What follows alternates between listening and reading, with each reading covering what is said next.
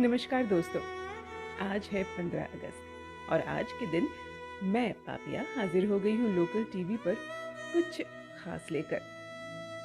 पर सबसे पहले आपको बता दूं कि आज़ाद देश की खुशगवार फिजा में सांस लेते लेते 75 साल गुजर गए। आप सभी को बहुत बहुत बधाई।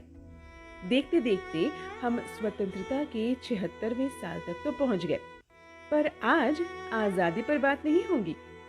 अच्छा, एक बात बताएं, आजादी शब्द सुनते ही जहन में कौन सा दृश्य आता है? किसी ऊंची जगह लहराता हमारे देश का तिरंगा। विजय विश्व तिरंगा प्यारा, झंडा ऊंचा रहे हमारा। और इस साल तो हर घर तिरंगा अभियान भी चला, जिसमें लोगों ने बढ़ चढ़ के हिस्सा भी लिया। वैसे आपको बता दूं कि हमारे तिरंगे की तरह उसका सफर भी काफी खूबसूरत और दिलचस्प रहा, साथ ही गौरवशाली भी। स्वतंत्रता संग्राम सेनानी पिंगली वेंकैया ने एक बार कांग्रेस अधिवेशन के दौरान महात्मा गांधी को भारत के राष्ट्रीय ध्वज के लिए सुझाव दिया। गांधी जी को ये विचार काफी पसंद आया। वेंकैया ने 5 साल तक 30 देशों के ध्वजों पर रिसर्च की और साल 1921 में 2 रंगों वाले लाल और हरे रंग के झंडे को पेश किया। जालंधर के हंसराज ने इसमें चक्र बनाने का सुझाव दिया था। गांधी जी के कहने पर इसमें सफेद रंग भी जोड़ा गया। साल 1931 कराची के अखिल भारतीय सम्मेलन में केसरिया, सफेद और हरे रंग के साथ इस ध्वज को फहराया गया। इसके कुछ साल बाद यानी 22 जुलाई 1947 को राजेंद्र प्रसाद ने कुछ बदलावों के साथ तिरंगे को राष्ट्रीय ध्वज स्वीकार किया था। इससे पहले भी कई ध्वज भारत का प्रतिनिधित्व करते रहे हैं। सबसे पहले तिरंगे को 7 अगस्त 1906 को कलकत्ता यानी कि वर्तमान के कोलकाता के पारसी बागान स्क्वायर में फहराया गया था। इस झंडे में 3 रंग की पट्टियां थी, जिनमें बीच की पट्टी पर वंदे मातरम लिखा था। इसके बीच में सफेद के बजाय पीली पट्टी थी। वही नीचे की पट्टी लाल थी, जिस पर अर्ध चंद्र और सूरज बना था।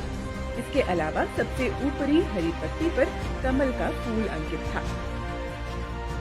जब दूसरा झंडा आया, वो भी पहले से काफी मिलता जुलता था। इसमें बीच की पीली पट्टी पर वंदे मातरम लिखा था।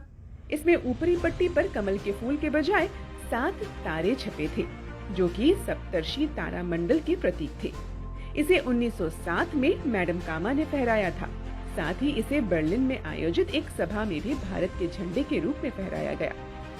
इसके बाद तीसरी बार भारत का झंडा सामने आया नए रूप में होम रूल आंदोलन के दौरान। 1917 में इस झंडे को होम एनी बेसेंट और लोकमान्य तिलक ने फहराया था। इस झंडे में 5 लाल और 4 हरी पट्टियां थी। इन पर 7 तारे अंकित थे। इसके बाएं कोने में ऊपरी ओर ब्रिटेन का आधिकारिक झंडा भी छपा था। बात करते हैं अब चौथे झंडे की। 1921 में ऑल इंडिया कांग्रेस कमेटी की एक बैठक में आयोजित एक युवा ने गांधी जी को ये झंडा दिया। ये 3 रंग की पट्टियों से बना था और इस पर नीले रंग में चरखा अंकित था। इसके 3 रंगों में सफेद रंग सबसे ऊपर, उसके नीचे हरा रंग और सबसे नीचे था लाल रंग। साल 1931 में अब आते हैं, जब तिरंगे की यात्रा एक महत्वपूर्ण पड़ाव तक पहुंच चुकी थी। इस दौरान एक रेजोल्यूशन पास करके तिरंगे को आधिकारिक तौर पर भारत के ध्वज के रूप में अपनाया गया। इस ध्वज में सफेद पट्टी बीच में थी और इस पर गांधी जी का चरखा अंकित था। राष्ट्रीय ध्वज को तैयार करने के लिए राजेंद्र प्रसाद की अध्यक्षता में एक कमेटी बनी थी, जिसने 22 जुलाई 1947 को वर्तमान राष्ट्रीय ध्वज को मान्यता दी। इसमें ऊपर की पट्टी केसरिया, मध्य सफेद और नीचे की पट्टी हरे रंग की है। बीच के सफेद पट्टी में अशोक चक्र को स्थान दिया गया। दोस्तों, तिरंगे के इतिहास और उसके फहराने के अधिकार में 26 जनवरी 2002 का एक खास स्थान है। यही वो दिन है जब भारत के आम नागरिकों को भी अपनी मर्जी से किसी भी दिन झंडा फहराने का अधिकार मिला। इसके पहले झंडा फहराने का अधिकार तो था, लेकिन सिर्फ कुछ खास अवसर जैसे स्वतंत्रता दिवस और गणतंत्र दिवस पर झंडा फहराया जा सकता था। लेकिन 26 जनवरी 2002 से भारतीय झंडा संहिता में संशोधन के बाद आम नागरिकों को कहीं भी कभी भी राष्ट्रीय झंडा फहराने का मौका मिला।